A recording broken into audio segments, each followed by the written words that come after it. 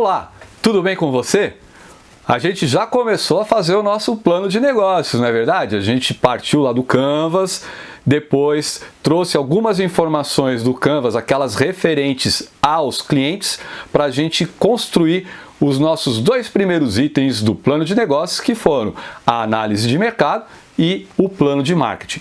Agora, a gente vai para o outro lado do Canvas, a gente vai para a parte estrutural, onde a gente tinha as atividades, os recursos e as parcerias, fornecedores, para a gente estabelecer os dois itens que nós vamos falar agora, que são plano de operações e plano financeiro. O que vem a ser esse plano de operações? Bom, gente, para nós termos produtos e serviços para levar ao nosso cliente como solução ou como a nossa proposta de valor, a gente precisa fazer alguma coisa, não é verdade? Não dá para a gente simplesmente chegar e estalar o dedo, pronto, o negócio apareceu lá para o cliente. Impossível. Então, nós precisamos ver como nós vamos executar a fabricação, produção, aquisição, enfim, como que a gente vai ter o nosso produto ou serviço para levar para o cliente que a gente viu já lá no nosso plano de marketing. Então, dentro da nossa operação, nós precisamos saber se nós vamos fazer internamente ou se a gente vai terceirizar, se a gente faz tudo ou terceiriza tudo, se a gente faz uma parte, terceiriza outra parte. Isso tudo vai ser condicionado a nós termos competências, a nós termos condições de fazer essa operação. Exemplo, eu posso muito bem ter uma empresa de buffet, de festas, mas eu não vou ter músicos, eu não tenho a pessoal da música. Então eu vou buscar pessoas com essa competência, vou contratar, obviamente, para que elas façam parte daquele pacote que eu estou oferecendo para o meu cliente, que é o meu pacote de valor, né? Ou seja, a minha proposta de valor que eu estou oferecendo para o cliente, no caso, uma festa, um buffet que está oferecendo uma festa com música. Ah, mas e se eu não quiser fazer música? Ok, sem problema. A sua proposta de valor, ela está desenhada de uma forma e a tua operação tem que estar, lógico, condicionada, alinhada a essa proposta de valor. Cuidado! Você lá no plano de marketing prometeu entregar de uma certa forma, com uma certa qualidade o seu produto ou serviço. Agora que você vai fazer para entregar, você tem que fazer de acordo com o que você prometeu. Tá? Então, se você não consegue fazer com a qualidade que prometeu, alguém consegue, então você vai contratar esse alguém e vai incluir isso no seu plano financeiro. Importante é que você não engane o seu cliente. Ah, eu achei que conseguia fazer. Não, isso não existe. Nós temos que ter condições de operar a nossa produção, seja de serviço ou seja de produtos, para que a gente entregue realmente o que prometeu entregar para o nosso cliente. No caso de um estabelecimento onde os clientes vão até mim para comprar ou adquirir o produto ou serviço, eu vou ter que pensar no layout. O que é layout? É onde estão as minhas mesas, onde estão as minhas máquinas, onde estão os meus atendentes, onde está o caixa, enfim, é a distribuição e disposição de tudo aquilo que eu preciso ter no meu estabelecimento, no meu negócio, para atender o cliente. Essa é a parte que a gente chama de front office, a parte em que o cliente vai interagir com o nosso negócio. Mas também eu tenho um back office, que pode ser, por exemplo, a minha cozinha, os meus armazéns, onde eu vou guardar o meu estoque, pode ser o meu escritório, enfim, onde eu vou estar dando suporte para que aquele front office funcione de forma adequada. Tanto faz no front office ou no back office, eu tenho que arrumar os meus recursos de forma em que eu consiga ter uma operação eficiente. O que é ter uma operação eficiente? Que não haja confusão de fluxo. Por exemplo, numa cozinha, eu coloco fogão, pia, geladeira, freezer, de qualquer forma. E aí, um cozinheiro tromba com o outro, aquele que está lavando louça não tem espaço porque o que está cozinhando está ocupando o espaço. Isso acontece, sim, quando a gente não pensa direitinho no layout, não faz um desenho de como vão estar colocados os recursos e como que vão circular tanto as pessoas como as mercadorias, carrinhos, enfim, o que dá suporte à nossa operação.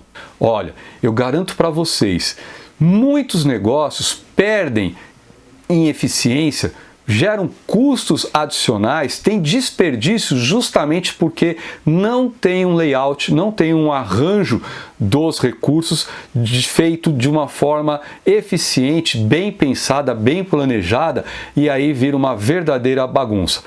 Também acontece, em muitos casos, que quando a empresa começa a crescer, esse layout ele não foi pensado no crescimento e aí a gente vai começando a colocar as coisas onde dá.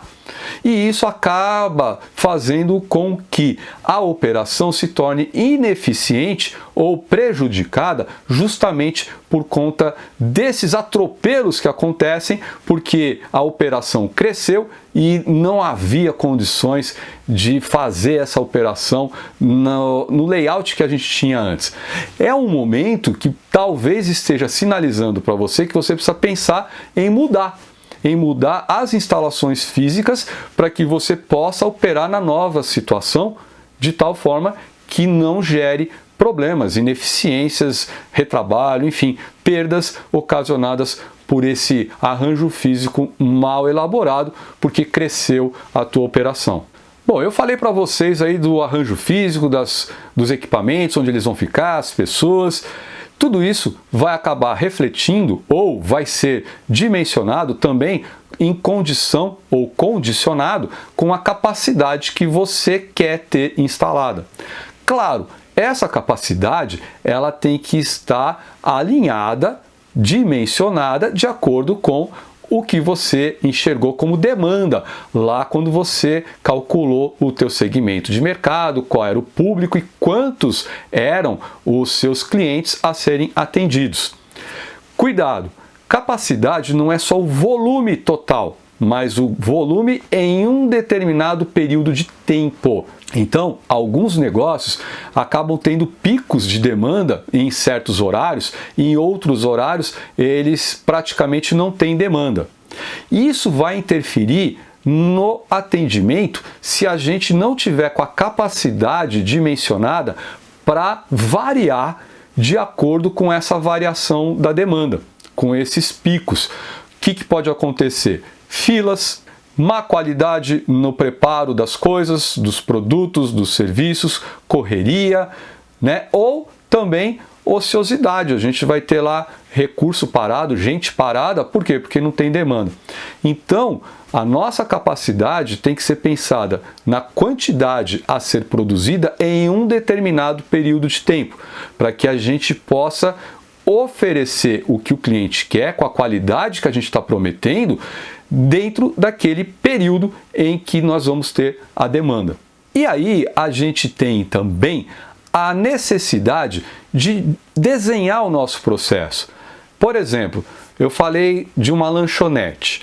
Vamos pensar na cozinha da lanchonete. Eu tenho as matérias-primas que estão guardadas, por exemplo, em refrigeradores, freezers ou alguns alimentos secos que estão em prateleiras à temperatura ambiente. Chega uma hora em que eu tenho a demanda de um produto, eu tenho que fabricar. Então eu vou reunir esses recursos, esses insumos, para a gente então elaborar o nosso prato, o nosso lanche. E isso tem uma sequência. Essa sequência tem que ser bem definida, com tempos definidos, para a gente saber a nossa própria capacidade e que a gente tenha condições de dizer para o cliente quanto tempo a gente precisa para atender o pedido dele. E claro, a gente está falando aí de recursos, de coisas distribuídas, né, de máquinas, balcão, cozinha. A gente tem que ter gente qualificada, preparada para executar esse processo.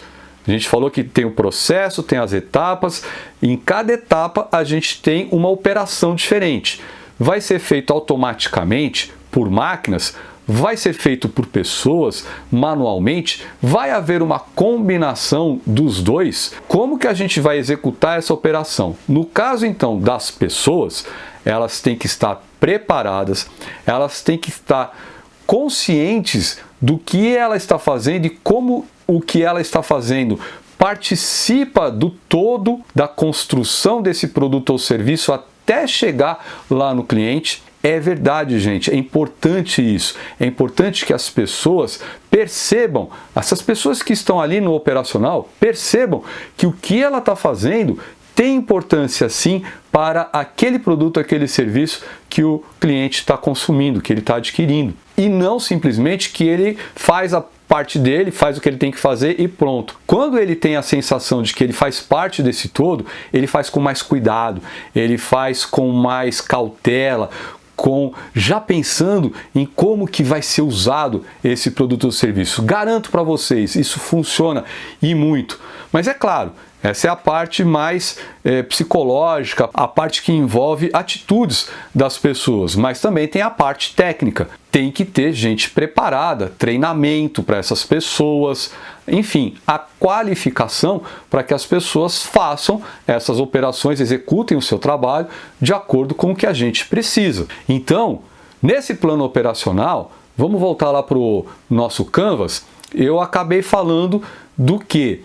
Da parte dos recursos, né, os recursos-chave ou as atividades-chaves que a gente precisa ter para fazer a coisa acontecer, para fazer o produto, o serviço, de tal forma que eu possa atender o meu cliente. Mas também tem aí a questão dos fornecedores e das parcerias.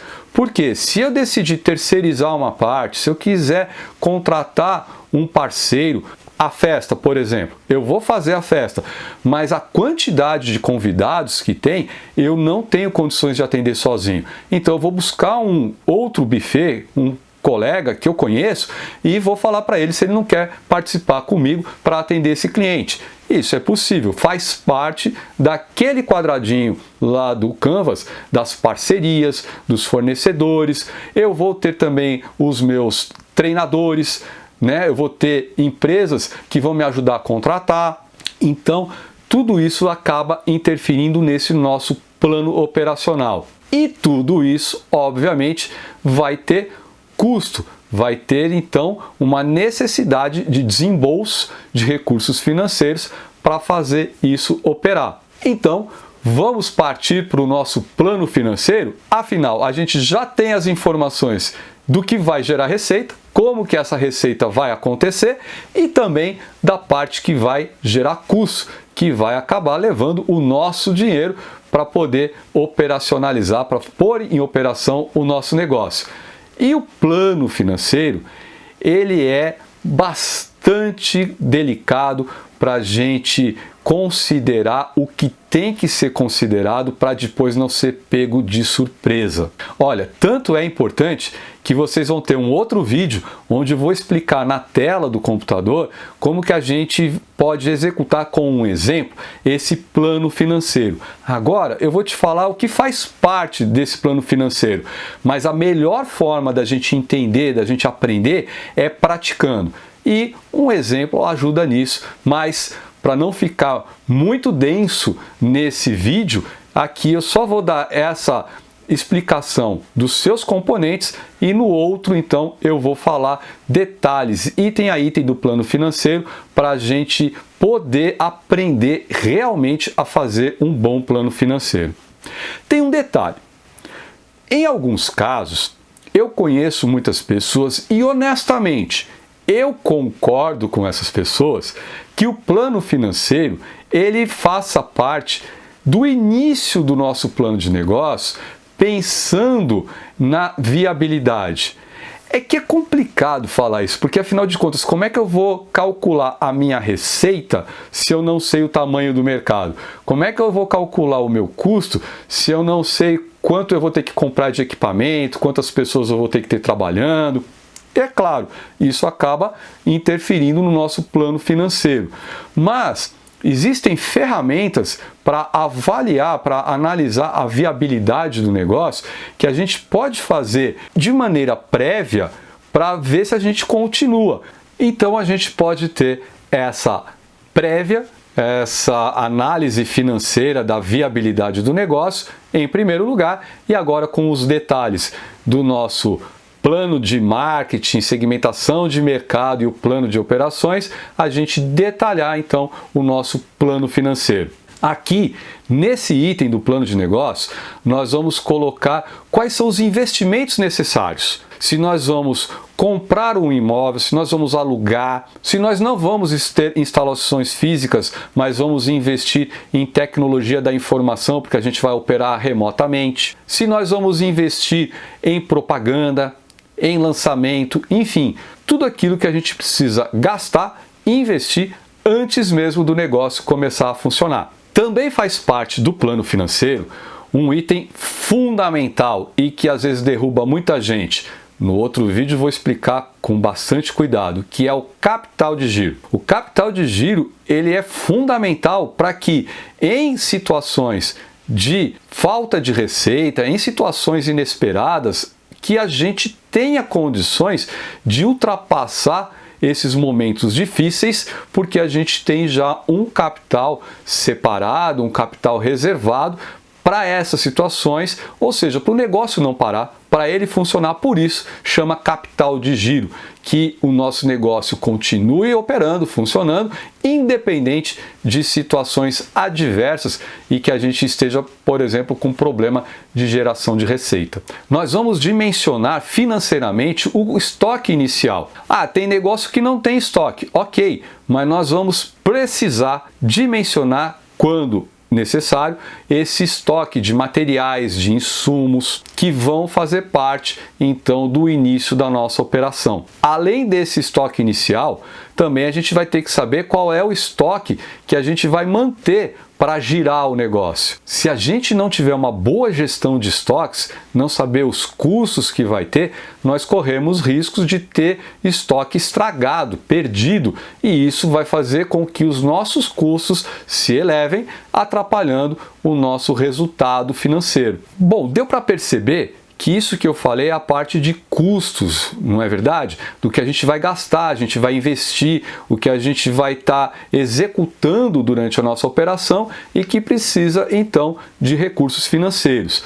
Por outro lado, dentro do nosso plano financeiro, nós também, óbvio, vamos considerar as receitas. Qual é o fluxo de caixa que a gente espera? Nós vamos trabalhar apenas com pagamento à vista? Nós vamos trabalhar com parcelamento? Se nós fizermos parcelamento, nós vamos assumir o endividamento, ou seja, nós vamos financiar a compra ou nós vamos buscar uma empresa que faça essa operação de crédito para o cliente? Quais são as taxas, as tarifas que nós vamos pagar, por exemplo, para aquelas maquininhas de cartão? Ou quanto nós vamos pagar para um parceiro comercializar num marketplace, num comércio eletrônico, os nossos produtos e serviços? Isso nós consideramos, então, as despesas operacionais. Nesse plano financeiro, a gente vai definir a margem de lucratividade ou a margem de ganho que nós pretendemos ter. Tem gente que acha que fazer o plano financeiro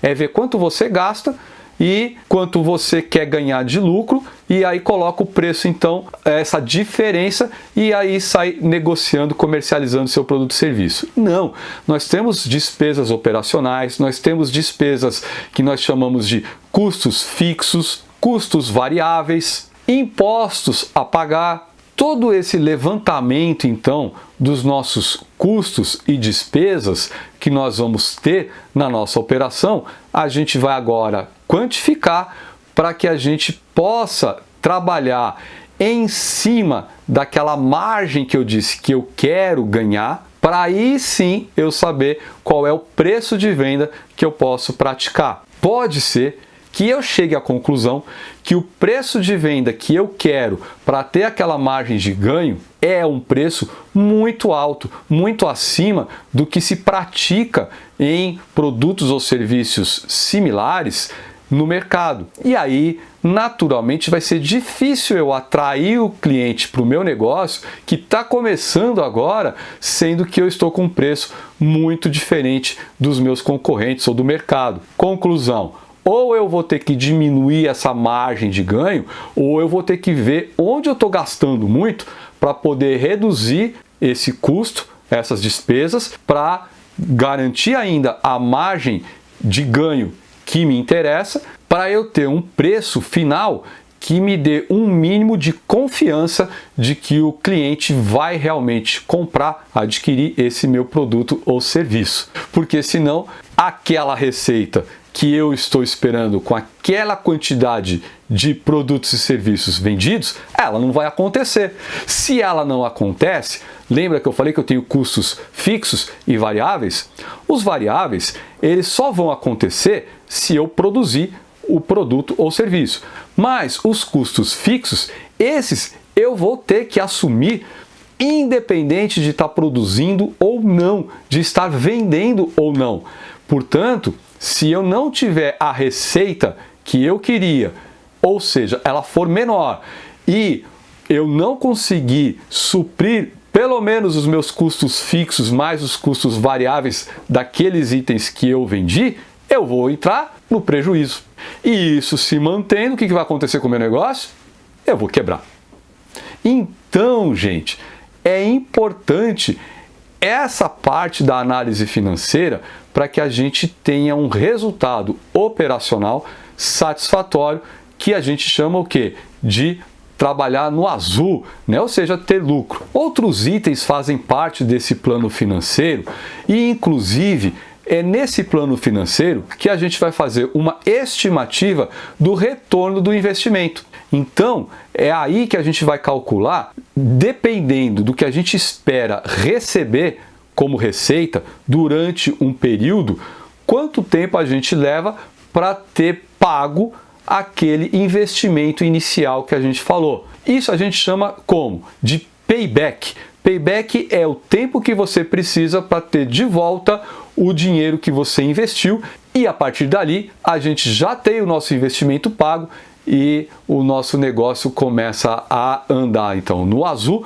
com possibilidades de também guardar valores para depois reinvestir no negócio com melhorias, com crescimento, enfim, para que a gente possa ter um negócio funcionando por muito tempo e, claro, crescendo, por que não? Bom, ainda dentro do plano de negócio, nós temos a construção de cenários e também o nosso plano estratégico, ou a nossa análise estratégica do negócio. Eu vou falar sobre esses dois itens no outro vídeo, em que a gente vai abordar então a ideia de estratégia e de cenários de uma forma particular, para depois, quando fechar o plano de negócio, a gente poder avaliar o todo e ver se a gente tem um bom plano de negócios na mão para colocar o negócio em funcionamento. Tá ok? Então, até a próxima. Fico esperando vocês. Um abraço. Tchau.